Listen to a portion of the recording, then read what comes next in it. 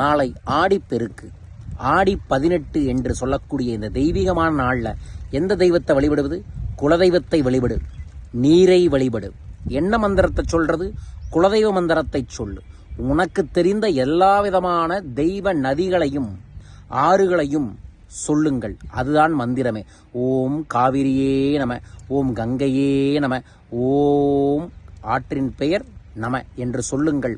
குலதெய்வ மந்திரமான ஓம், குலதெய்வத்தோட பேரு நமோ நம என்கின்ற மந்திரத்தை சொல்லி மனமாற என்ன உங்கள் வாழ்க்கையில் பெருக வேண்டுமோ கேளுங்கள். 18 முறை ஒவ்வொரு மந்திரத்தையும் சொல்லி நீரில் மஞ்சள் கலந்து பிரார்த்தனை பண்ணி மந்திரம் சொல்லி குடித்து பாருங்கள். அற்புதங்கள் ஏற்படும். 18 என்பது சூட்சமமான நேரம்.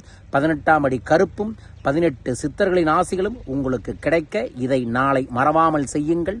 சகல செல்வங்களும் பெருகட்டும். வாழ்க. நாளை முதல் வாட்ஸ்அப் புது பயிற்சி நடைபெறுகிறது.